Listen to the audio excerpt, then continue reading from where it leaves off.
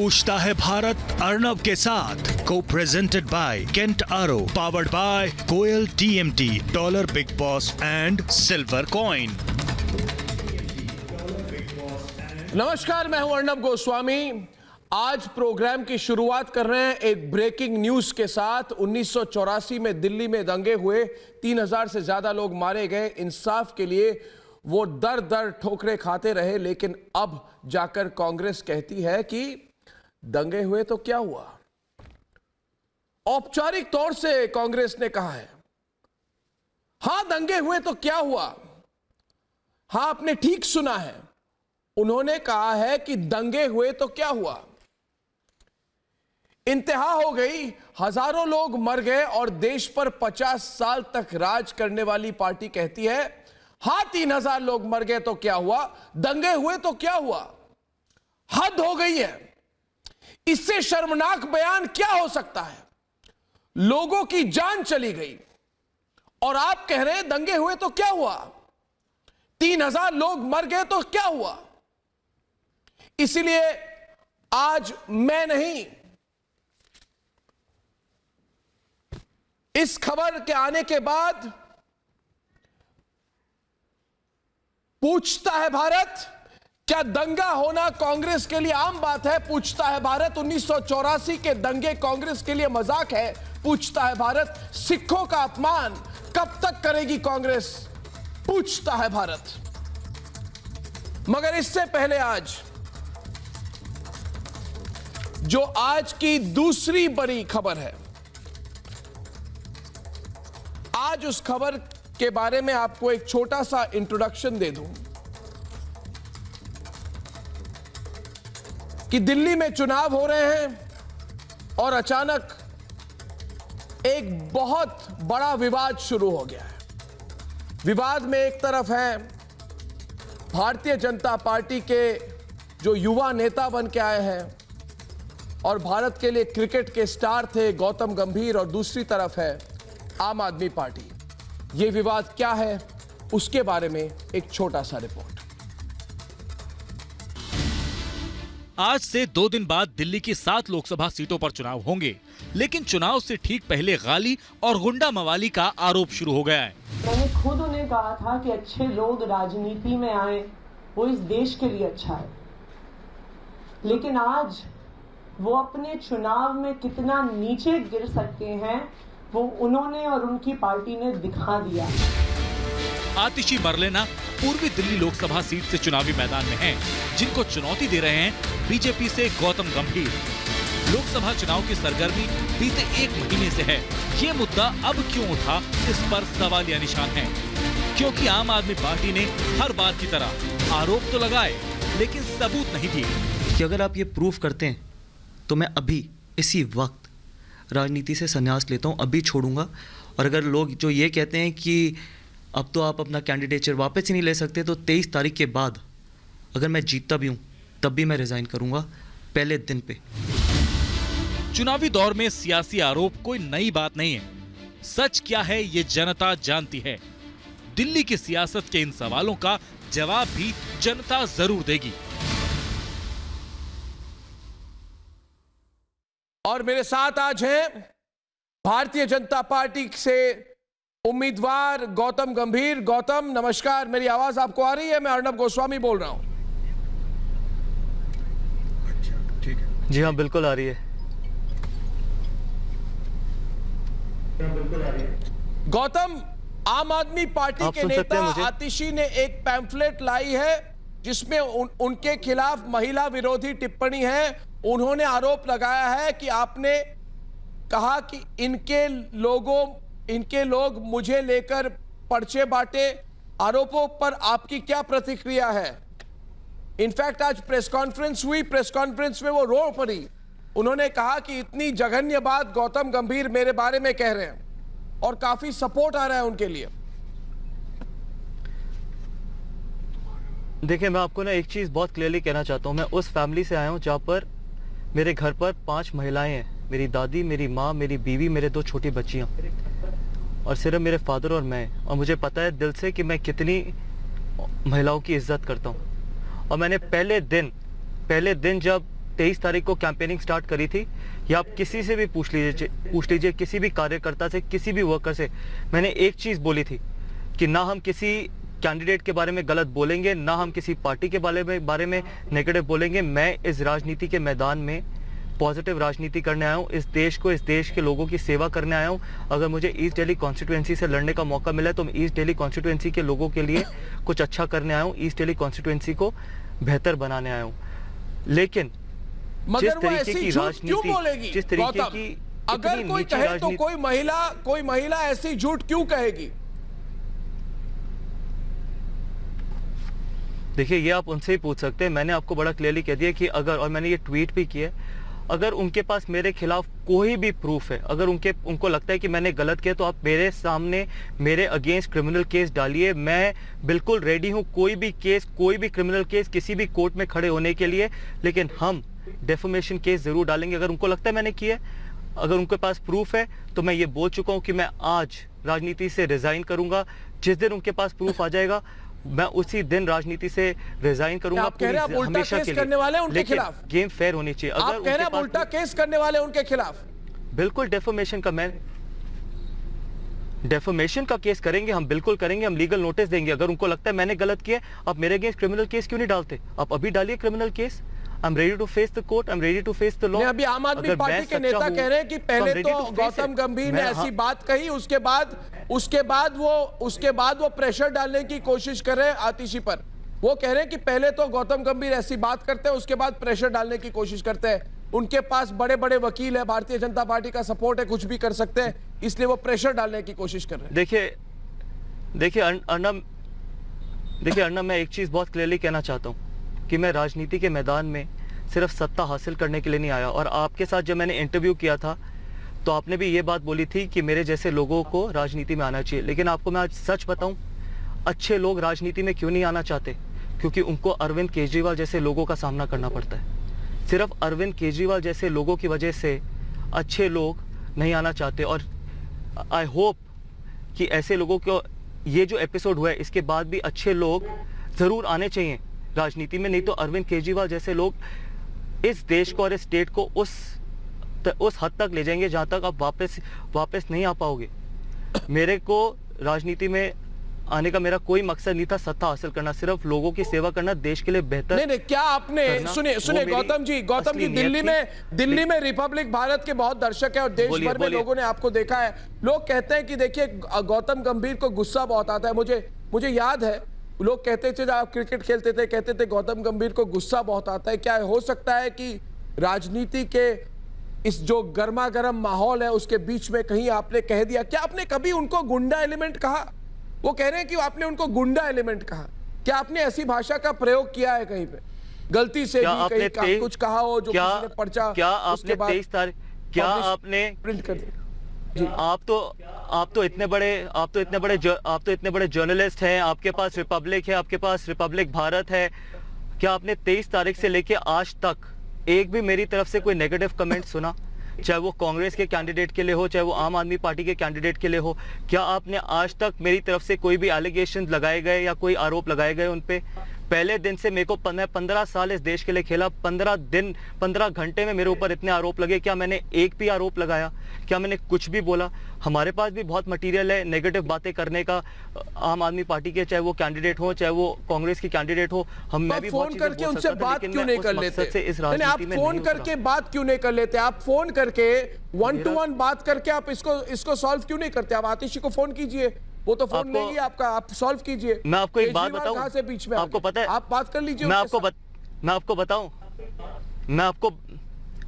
आपको बताता हूं इस देश को राजनीति कैसी चाहिए। जब मैं अपना नॉमिनेशन फाइल करने जा रहा था ना, तो आतिशी एक कोने में खड़ी थी और मैं उनके पास गया और मैंने उनको ऑल द बेस्ट बोला। और मैंने उनको ये बोला कि whoever wins should serve this country and should serve the people of Delhi। मैं को उस तरीके की राजनीति नहीं करनी। This is not my bread and butter. मैं चाहे 23 तारीख को हारूं या मैं 23 तारीख को जीतूं, मेरी तरफ से आपको तब भी कोई नेगेटिव कमेंट नहीं मिलेगा। थक चुकी है इस देश की जनता सिर्फ नेगेटिविटी सुन के।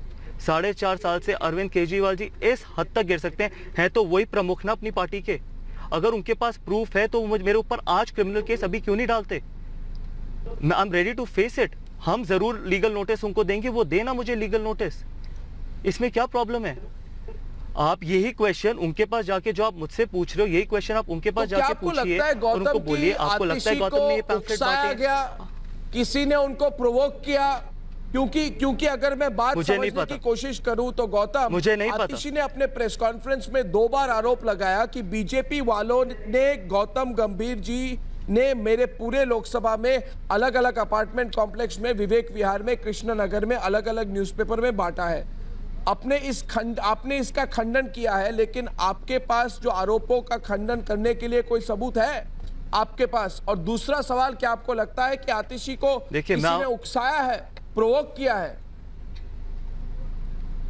देखिए अर्णव, मैं आपको एक चीज बताता हूं, मैं इतनी अच्छी तरह आम आदमी पार्टी की कैंडिडेट को जानता भी नहीं हूं कि मैं ऐसे आरोप लगाऊंगा। ठीक है, मेरे को शायद 15 साल मैंने देश के लिए खेला, तो सब जानते हैं कि मैंने क्या किया क्या नहीं किया। तो मेरे पास ऐसी कोई इतनी जान पहचान या इतनी उनकी हिस्ट्री नहीं है कि मैं ऐसे आरोप लगाऊंगा। और मैं जिस फैमिली से आता हूं, मुझे पता है कि महिलाओं की किस तरीके से इज्जत की जाती है। मेरे को हार और जीत मैटर नहीं करती। मैंने कल भी एक कॉन्क्लेव में बोला कि 23 तारीख को, और मैं आप अगर मेरे कॉन्क्लेव उठा के देख ले तो मैं हर कॉन्क्लेव में यही बोल के आया हूँ लोगों को कि मैं यहाँ पर वोट की अपील करने नहीं आया। अगर आपको लगता है मैं बेटर कैंडिडेट हूँ तो आप मुझे वोट दीजिए, नहीं तो अगर आपको लगता है 2 और कोई बेटर कैंडिडेट है मुझसे जो आपकी बेटर सेवा कर सकते हैं, आप उनको वोट दीजिए। मैं उस तरीके की राजनीति के लिए नहीं आया। मुझे कोई पावर का नशा नहीं है, मुझे कोई सत्ता का नशा नहीं है।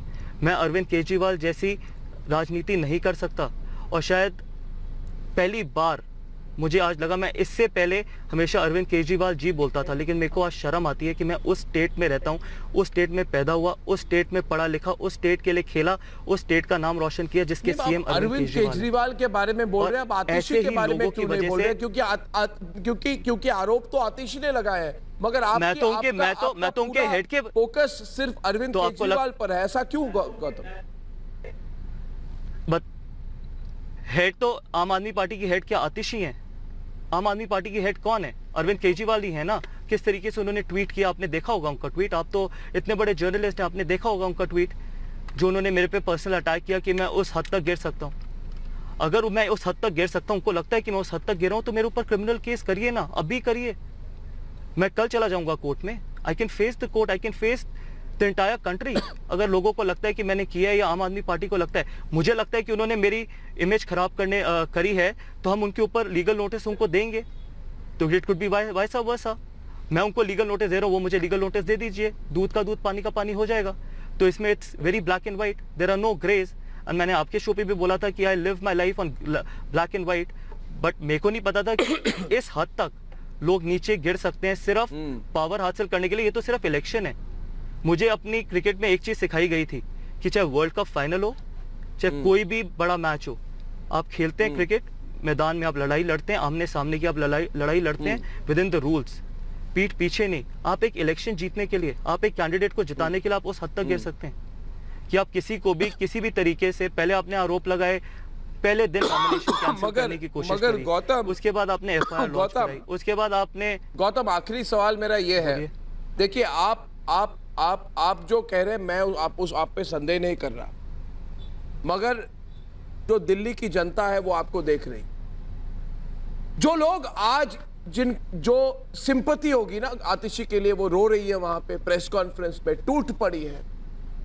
तो लोगों की तो भावनाएं है ना, भावनात्मक होते हैं लोग, तो लोग तो सिंपैथी होगी उनके लिए।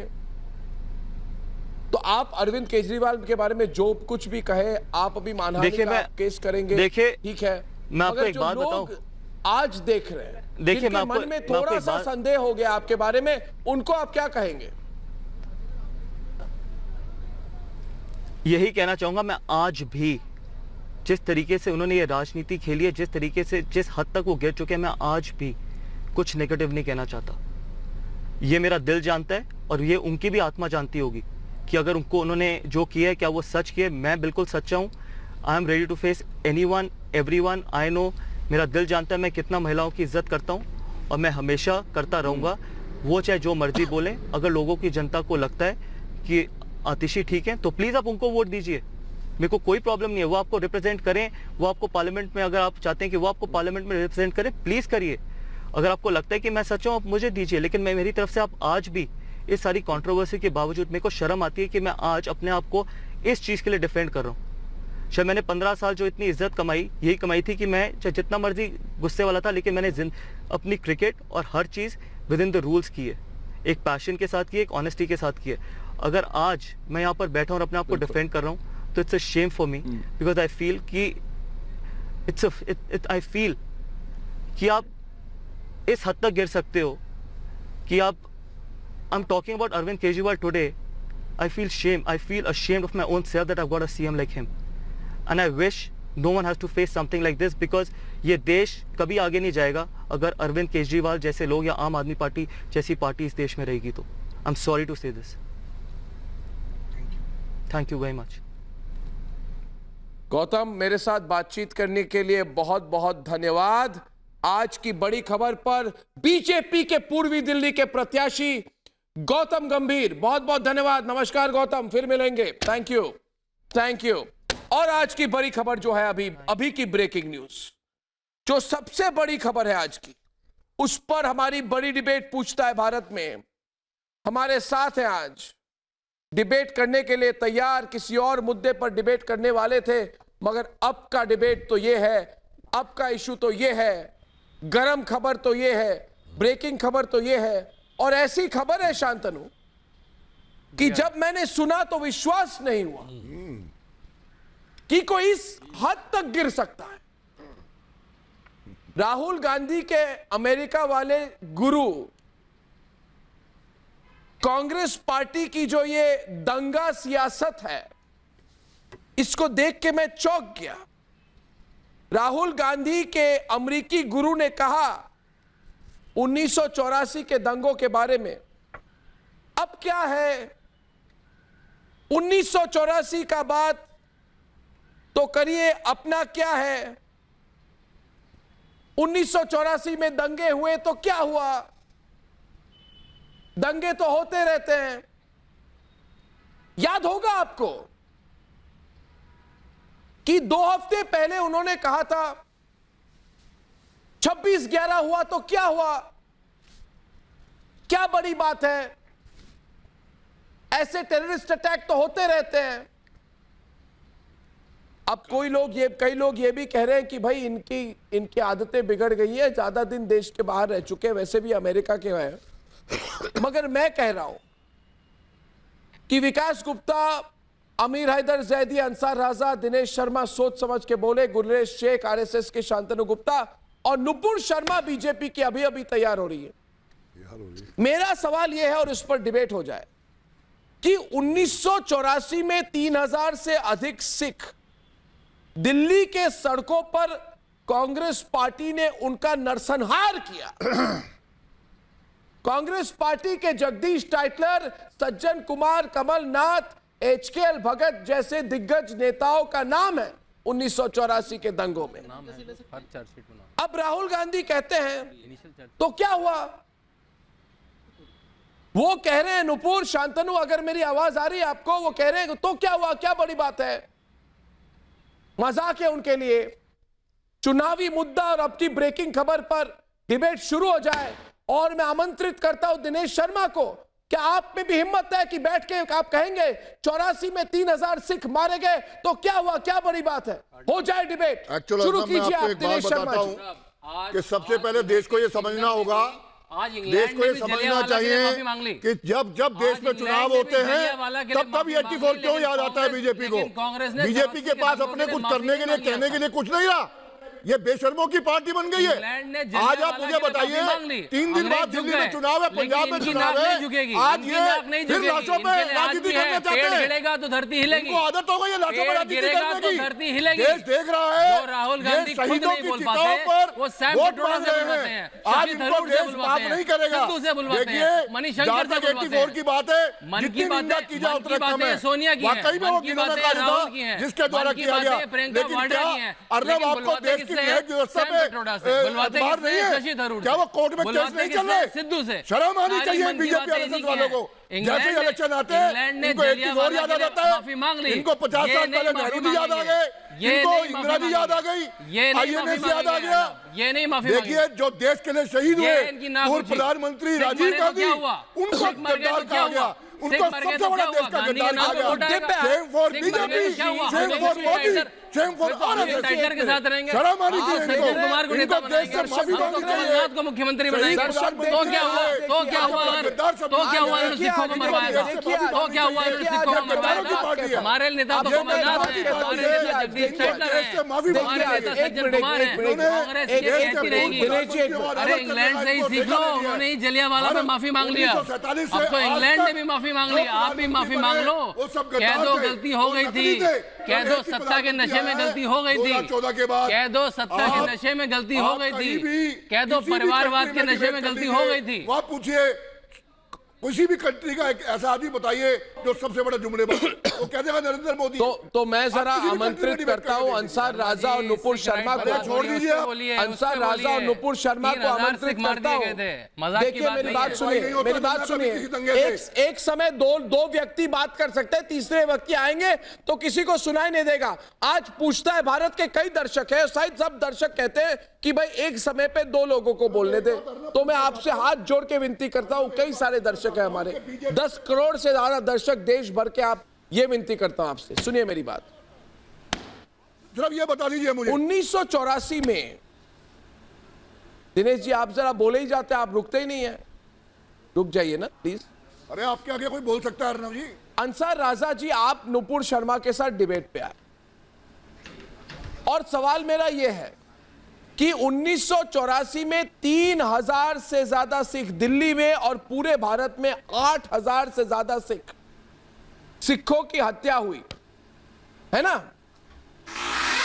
और राजीव गांधी प्रधानमंत्री थे, उन्होंने कहा होता है। आज कांग्रेस पार्टी ने कहा होता है, खून होता है, हत्याएं होती हैं, दंगे होते हैं, होंगे, क्या बड़ी बात है? तो क्या हुआ? 8000 सिख मारे गए तो क्या हुआ? और इस मामले में अगर सवाल पूछा जाए तो आप जवाब नहीं देंगे, आप कहेंगे ये देखो गुजरात में क्या हुआ, ये इधर क्या हुआ, उधर क्या हुआ। 1984 के बारे में कोई एक शब्द बोलने को तैयार नहीं है नुपुर।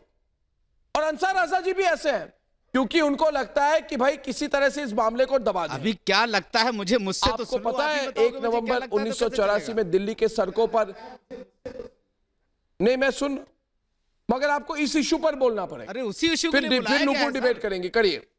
मैं 2 बातें आपसे करिए अर्नब जी, आप बड़े बोलिए, मैं सुन रहा हूं। आप बहुत दानिशवर जर्नलिस्ट हैं और इसमें कोई शक नहीं कि जबान भी आपकी माशाल्लाह बहुत अच्छी है। आपने खुद कह दिया, मुझे गुजरात याद दिलाने की जरूरत नहीं पड़ी, आपने खुद याद दिला दिया।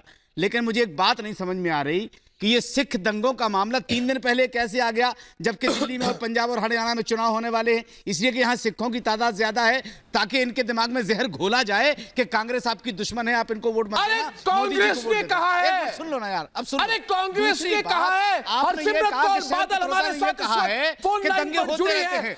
2002 में जो गुजरात में दंगा हुआ है, उसके लिए तो सारे भाजपा कहते हैं दंगे, उसके बाद में आपके पास आऊंगा हरसिमरत जी, उस पर डिबेट क्यों नहीं करते? हरसिमरत जी, भाजपा ये कहते हैं आरएसएस के, हरसिमरत जी, गुजरात के जैसे, हरसिमरत जी, ये अभी थोड़ी देर पहले कांग्रेस पार्टी ने कहा है, कांग्रेस पार्टी ने कहा है, राहुल गांधी के तीसरे गुरु सैम पित्रोदा ने कहा है कि हाँ सिख दंगे हुए तो क्या हुआ, उन्होंने कहा तो क्या हुआ, बात वो कीजिए ना। इस पर जरा और आप इनसे क्या एक्सपेक्ट कर सकते हैं, जिन्होंने हजारों की कत्लेआम करके, अंसार राजा बोले, जिन्होंने आगे होके कत्ल किया, जो राजीव गांधी के सज्जी और लेफ्ट और राइट आर्म थे, इनको बहुत जरूरी था बुलवाना, 3 दिन बाद चुनाव है, सिखों को वोट करना है, तो राजीव गांधी को विलन साबित करना पड़ेगा ना। बना रहे हैं और राहुल गांधी सियासी गुरु राजीव गांधी के खास हो गए कारण है जी, यही कारण है that justice delayed and justice denied for 34 years because of this attitude of Congress party. In fact, what should be done is not only the likes of Sajjan Kumar should go to jail, but the likes of Sam Petroda and all his leaders should go to jail, who ensured that the sick should be denied this justice.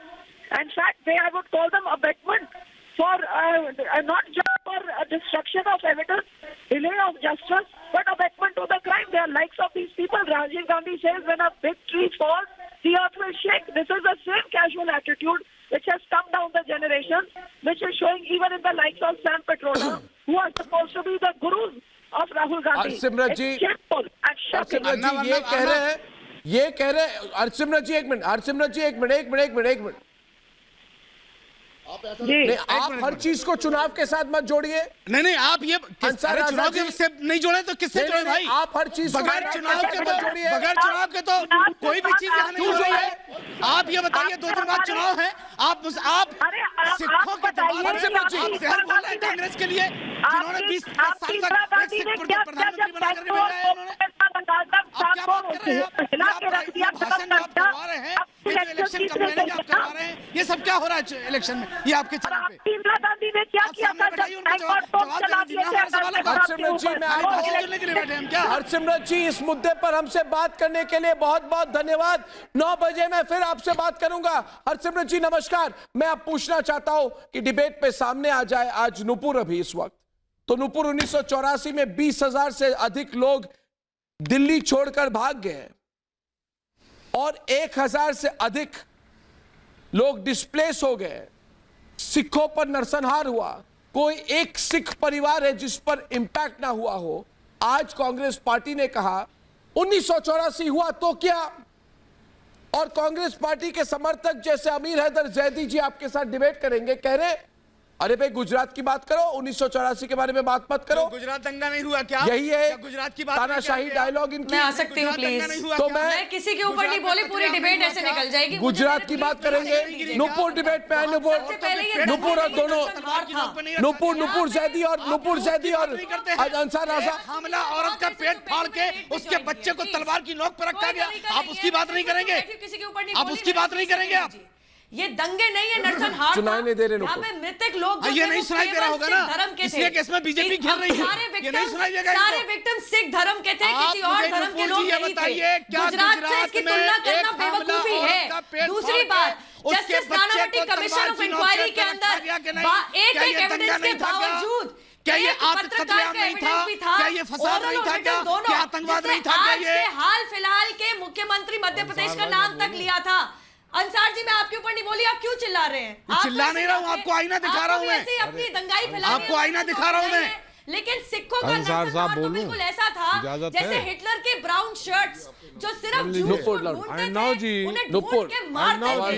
Hitler के brown shirts जो वो programme और massacre था, वैसा ये सिख नरसंहार था, ये दंगे नहीं थे। कृपया करके दंगों से तुलना ना कीजिए। दूसरी बात, यहाँ पे कद्दावर कांग्रेस के नेताओं के नाम आए, लेकिन हर कमीशन ऑफ इंक्वायरी में एविडेंस आगे पास किया ही नहीं गया। ऑब्जर्वेशन थी, कद्दावर नेता सज्जन कुमार कन्विक्ट हुए हैं। मुझे बताइए कि कोर्ट ने कांग्रेस के सीनियर नेताओं को कन्विक्ट क्यों किया? मुझे तीसरी बात ये बताइए, इसका रीजनिंग, इसका डिफेंस पूर्व प्रधानमंत्री राजीव गांधी ने क्यों दिया कि जब बड़ा पेज गिरता है तो धरती हिलती है? और कल ही एक अन्य टीवी चैनल पे एचएस स्कूल का सीनियर एडवोकेट जो इस केस को फॉलो कर रहे हैं, उन्होंने बकायदा ये बोला है कि पीएमओ से इंस्ट्रक्शन भेजे जाते थे कि बिल्कुल आर्मी डिप्लॉय मत करो। एचएस स्कूल का साहब को आज इस डिबेट पे होना चाहिए। उनके ये शब्द एक अन्य न्यूज चैनल पे डिबेट में बोले गए कि इसमें प्राइम मिनिस्टर राजीव गांधी तक इन्वॉल्व थे। उनको क्वेश्चन कीजिए, सबसे ज्यादा involvement senior advocate HS school का था कोर्ट के अंदर। सारे दस्तावेज, सारा एविडेंस उनका पढ़ा हुआ है, उन्होंने आर्ग्यू किया है और उसके बाद राजीव गांधी उसको डिफेंड भी करते हैं, जस्टिफाई भी करते हैं। ये बहुत जरूरी है कि पूरी कांग्रेस पार्टी आज एक लाइन में खड़ी होकर उनसे पूछा जाए कि आप जब पाकिस्तान के आतंकियों पे हमला होता है तो तो सैम पिट्रोडा को बुरा लगता है। जब ये नरसंहार की बात आती है तो सैम पिट्रोडा कहता है होता रहता है। सैम पिट्रोडा जी, आपके लिए होगा कि गांधी परिवार से कोई सवाल उठा ले तो उन्हें मार दो। आपके लिए होगा कि आतंकवादी पाकिस्तान के आपके सगे दोस्त हैं। आपका जो बनाया हुआ घोषणा पत्र है कांग्रेस पार्टी का, वो भी ये दर्शाता है कि आप पाकिस्तान के प्रति कुछ ज्यादा ही आपका प्रेम है। कृपया करके अगर आपको हिंदुस्तान पसंद तो आप उस देश में जाके रह लीजिए जो आपको पसंद है।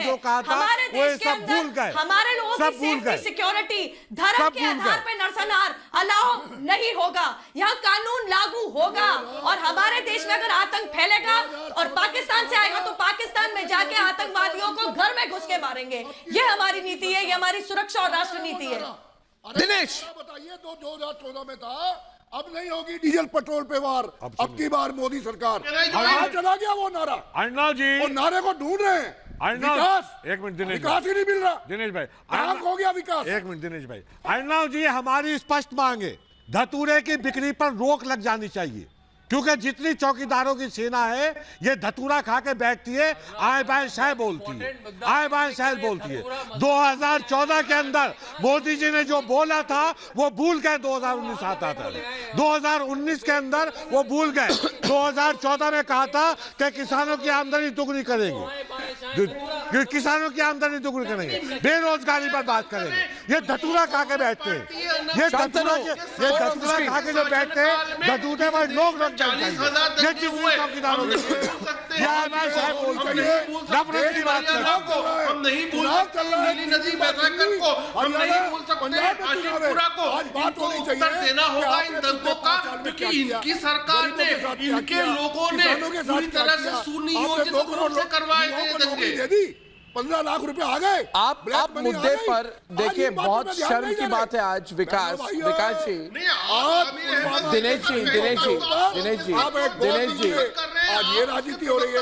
आज 2 दिन पहले 84 याद आ गया, अभी INS याद आ गया था, नेहरू जी याद आ गए थे, राजीव गांधी सबसे भ्रष्ट प्रधानमंत्री थे। ये कर क्या रहे हैं? देश को कहां ले जाएंगे ये लोग? इनसे माफिया मांग रहे हैं। तुम जाओ यहाँ से। हिसाब किताब है, 70 साल कहते थे, 60 साल बनाम 60 महीने, जो बच्चे यतीम हुए उसका क्या हिसाब किताब है? 60 महीने में देश को 60 साल पीछे ले गए ये लोग।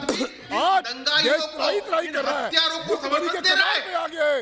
नोटबंदी देश का सबसे बड़ा घोटाला है। और एक बात और बता देता हूं, आप बैठे हो 23 मई के बाद राफेल के दलाल जेल में होंगे। 23 मई के बाद राफेल के दलाल जेल जाएंगे। चिंता मत करो, जिन्होंने दलाली खाई है राफेल में, जेल जाने की तैयारी करो। अरे फालतू बातें मत करो, आप रहने दीजिए, बात करो। आप लाशों में राजनीति करते हो, दंगइयों की पार्टी हो आप लोग। आप जहाँ जाते हो दंगा कराते हो, आपके पास दंगे के अलावा कोई काम नहीं है। आज भी आप कर रही है, मैं कहता हूँ आपकी जुबान से दंगा बहुत ही बोल रहा है, उसके बाद में भारतीय जनता पार्टी पर आक्षेप लगाते हो। आज उनकी लाशों में वोट चाहते हो, जस्ट शेमफुल। आज आप शहीदों की लाशों में वोट चाहते हो, आपको डूब के मर जाना चाहिए। ऊपर राजनीति आप लोग कर रहे हो, कैसी बातें कर रहे हो? राजीव गांधी ने भी पुलवामा के शहीदों पे वोट दीजिए बीजेपी को। 84 याद दिला रहे हैं, नेहरू जी INS पे जा रहे थे। यूपीए के समय सरदार मनमोहन सिंह के समय रहा था, मुसलमान मारे गए थे। अंसार राजा, बीजेपी के। अच्छा दिनेश जी जरा चुप रहिए एक मिनट। अंसार राजा मेरा फोल्डबैक में मेरे वॉल्यूम बढ़ाइए। अंसार राजा, आप डिबेट करेंगे नूपुर के साथ, बाकी सब चुप हो जाए। मैं एक दूर से ना 2 लोगों से ज्यादा सुन नहीं सकता। अंसार राजा एक तरफ, नूपुर एक तरफ। तो बात ये है। जैदी जी आपके पास भी आ रहा हूं, आपको भी मैं अच्छी तरह से आपको एक्सपोज करने वाला, आप चिंता मत कीजिए। 5 मिनट आपको सिर्फ इंतजार करना पड़ेगा। जैदी जी 5 मिनट इंतजार कर लीजिए, उसके बाद आपको एक्सपोज करता हूं। अच्छी बात आपने कही है, मेरी बात। तो आज मैंने कुछ कहा नहीं ना, आप क्या बात सुनेंगे? पहले मेरी बात को सुन लीजिए। आज पता है आपको कितने दर्शक इस वक्त फोन कर रहे हैं हमारे स्टूडियो में और कह रहे हैं कांग्रेस पार्टी की इतनी हिम्मत। सर हमारे पास भी फोन आ रहे हैं कि 84 के दंगे कहां से निकल के क्या हुआ। हमारे पास भी फोन आ रहे हैं कि 84 के दंगे कहां से निकल के आ गए। 3 दिन चुनाव के लिए बाकी रह गया। 84 के दंगे निकल 84 के दंगे निकल के आप भूल गए थे। आप कहने की कोशिश करते हैं कि 84 के दंगों के बारे में माफी मांगिए और आपने अपने चैनल पे 84 के दंगे कहां से आ गए,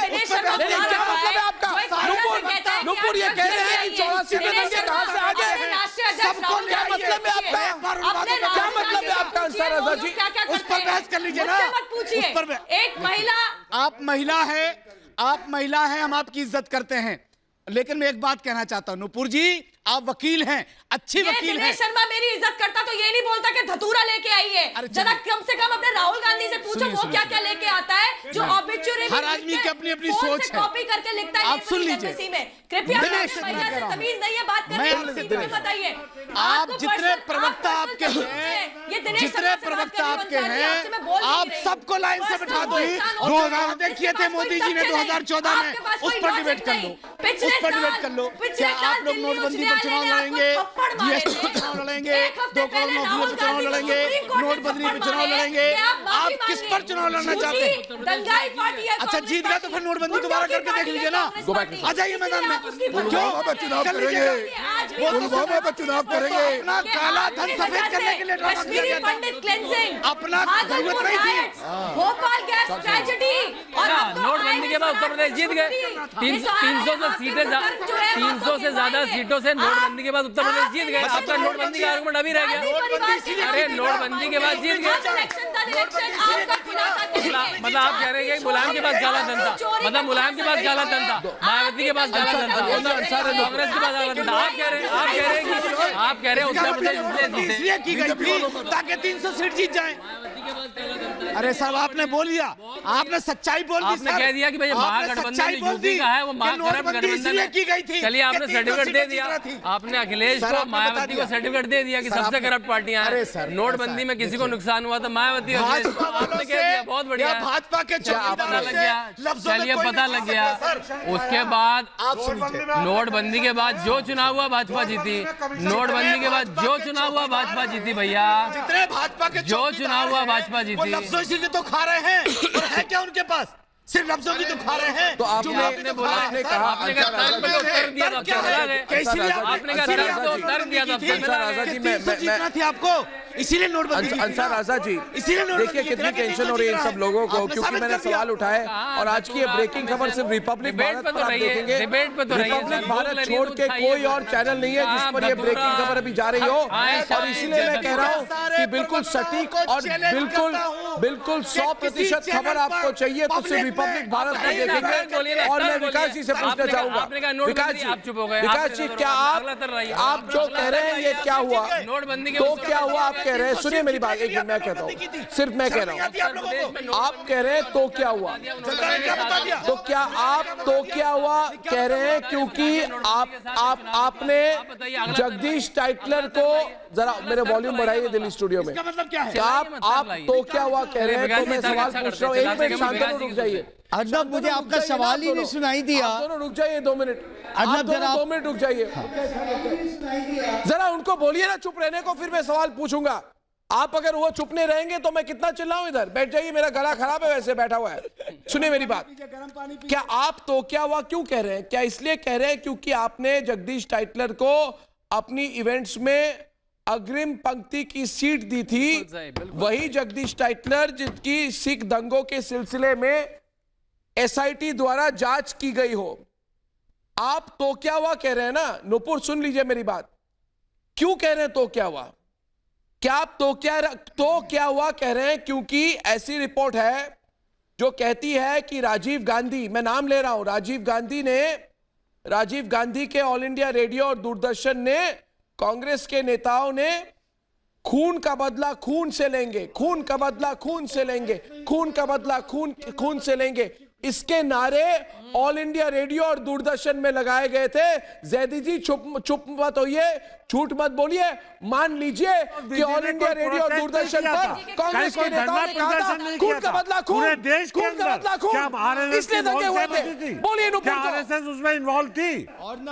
अर्नब जी, आरएसएस ने पूरे हिंदुस्तान के अंदर कोई धरना प्रदर्शन नहीं किया था 84 के कत्लेआम के ऊपर।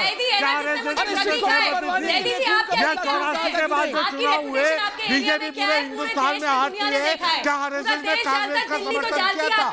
ये बहुत सहमत पहले बताइए कि आप आप उसका जवाब दो पहले, लेकिन ये जानना बहुत जरूरी है कि उस समय पे जब राष्ट्रपति एम्स अस्पताल पहुंचे थे, जहां इंदिरा गांधी का शव लेके गए थे, तो कांग्रेस के नेता बाहर एम्स पे खड़े होकर कह रहे थे खून का बदला खून से लेंगे। ये वहीं से चालू हो गया था।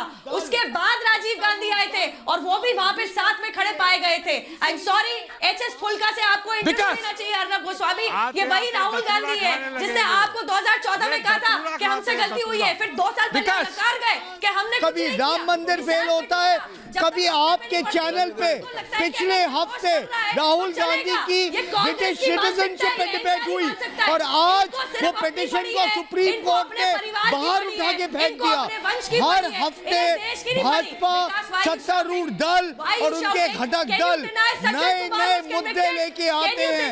आज मुद्दों को लेकर के 35 साल पहले, 70 साल पहले, आज अगर नुपुर शर्मा जी 2014 का घोषणा पत्र पढ़कर दिखा दे और कहे कि इस देश में उन्होंने पिछले 5 साल में अपने घोषणा पत्र की मर्यादा को रखा, उस पे काम किया, तो मैं नतमस्तक हो जाऊंगा।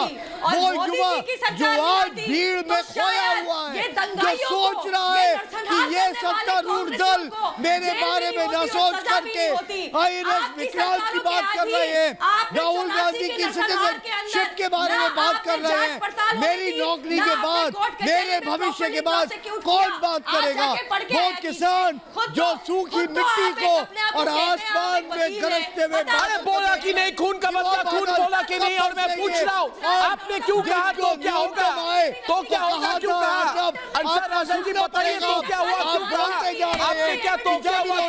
मध्य प्रदेश के मुख्यमंत्री मध्य प्रदेश के मुख्यमंत्री एक व्यक्ति को बनाया था जिसका नाम अरे भाई वो कहा गया 2014 नानावती रिपोर्ट में, वो आपका घोषणा पत्र नानावती रिपोर्ट में अंसर राजा, आप नरेंद्र मोदी जी अंसर राजा नानावती रिपोर्ट में कमलनाथ का नाम था कि नहीं? सिख दंगों के मामले पे नानावती रिपोर्ट में उनका नाम था कि नहीं? कमलनाथ का नाम था कि नहीं? मध्य प्रदेश के मुख्यमंत्री का नाम था कि नहीं? अब अभी कह रहे हैं कि तो क्या हुआ, था कि नहीं? अंसर राजा जी नाम है, अंसर राजा जी बोलिए, केस चलाइए। कमलनाथ का नाम था कि क्यों खामोश बैठे आप कह रहे तो क्या हुआ, दंगे हो गए? तो मैं पूछ रहा हूँ आप लोगों की गंदी राजनीति आजकल इस तरह है कि आप सबको बोल रहे तो क्या हुआ? हाँ मार दिया लोगों को तो क्या हुआ? दंगे हो गए तो क्या हुआ? जला दिया सिखों को तो क्या हुआ? 8000 सिख मर गए तो क्या हुआ? अरे इतना अहंकार, इतना अहंकार, सत्ता में आए नहीं अभी, इतना अहंकार।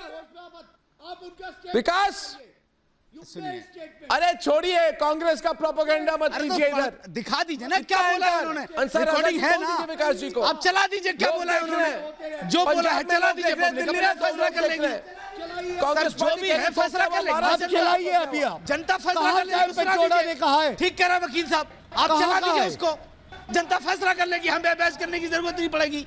क्या बोला है आप चला दीजिए उसको, कि ये वही गैंग है ना, आप चला दीजिए ना, गलती आप चला दीजिए सर, जो भी उन्होंने लफ्ज बाई लफ्ज बोला चला दीजिए। वही गैंग खत्म हो गई बात, कह रहा था वो तो वही हो गया ना कि राहुल गांधी ने कहा कि जो लोग ये कहते हैं कि आलू की फैक्ट्री में यहाँ से आलू डलेगा वहाँ से सोना निकलेगा, आपने वो बात निकाल करके एक बात चढ़ा दी भाजपा वालों ने कि राहुल गांधी ने कहा है कि आलू डालोगे सोना निकलेगा, वही यही किया। चलाओ ना जो उन्होंने बोला है, दिखा लाशों पर राजनीति करके सियासी लाभ लेना कांग्रेस पार्टी की प्रवृत्ति रही है, और यदि यही प्रवृत्ति थी तो जिसके कारण आज तक आप अप्रोक्सीमेटली बात करें तो एक बात बताइए, मैं बीजेपी के सारे प्रवक्ताओं को और राष्ट्रीय अध्यक्ष से लेकर के सबको चैलेंज करता हूँ, 2014 में बहस कर लो ना, 2014 में बहस कर लो ना, जो घोषणा पत्र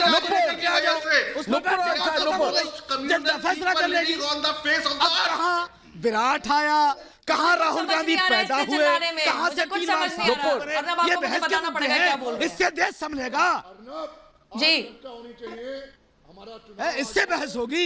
एक सेकेंड, देश तो तभी बिगड़ गया था जब सिखों को नरसंहार में मारा था।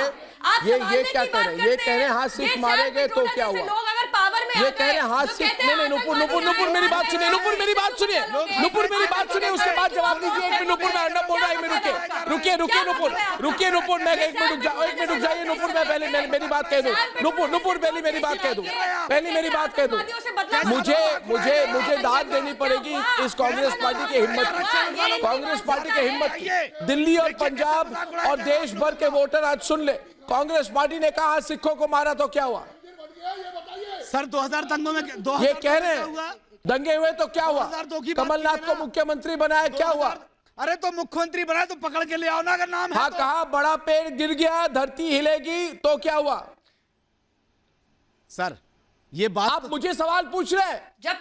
जब आप मुझसे सरकार से सवाल ना करके वही जिसने राजनीतिक संरक्षण दिया हुआ है, सवाल जवाब देना चाहिए सरकार को। सवाल कर रहा है विपक्ष क्या है भाई? इसमें पक्ष विपक्ष क्या है? क्यों इसमें पक्ष विपक्ष क्या है? इसमें सच्चाई और झूठ है। मोदी सरकार से आप दंगाइयों के साथ खड़े हो कि आप मुझे सवाल पूछ रहे हैं पक्ष विपक्ष क्या है?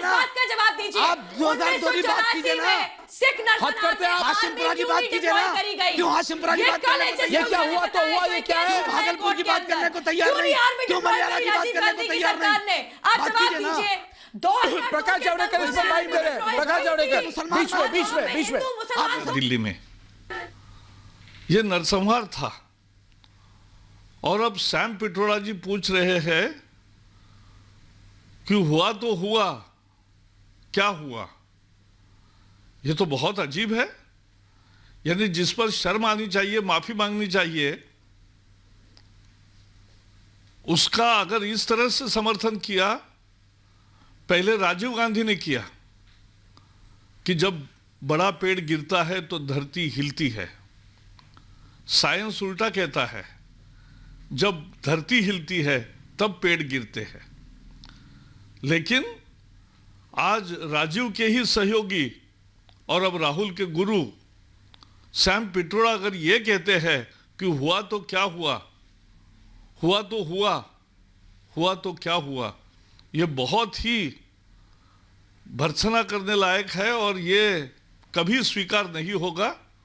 जिस तरह से इतने जानों की उनको परवाह नहीं है, जिंदा जलाना उसको वो अपराध नहीं समझते, और इस तरह से काम अगर करते हैं तो कांग्रेस की मानसिक सोच क्या है?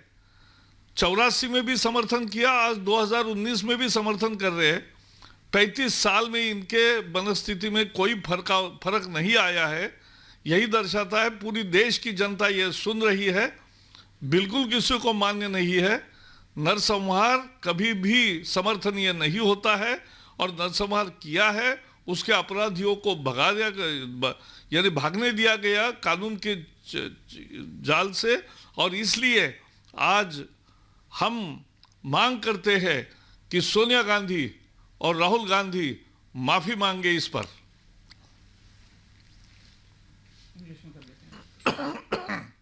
भारतीय जनता पार्टी ने माफी मांगी है इस मामले पर। ये थे प्रकाश जावड़ेकर, भारतीय जनता पार्टी के केंद्रीय नेता, केंद्रीय मंत्री और वरिष्ठ नेता। जला दिया था बीजेपी ने। ये ब्रेकिंग खबर सिर्फ रिपब्लिक भारत पर। कब माफी मांगे? आप सबको मैं एक बात हाथ जोड़ के विनती से आपको कह दूं कि देखिए इस चुनाव में एक मिनट, इस चुनाव में आप देख लीजिए, इस चुनाव में आप देख लीजिए, आप समझ लीजिए, कोई तकवाले चैनल में कोई खबर नहीं है।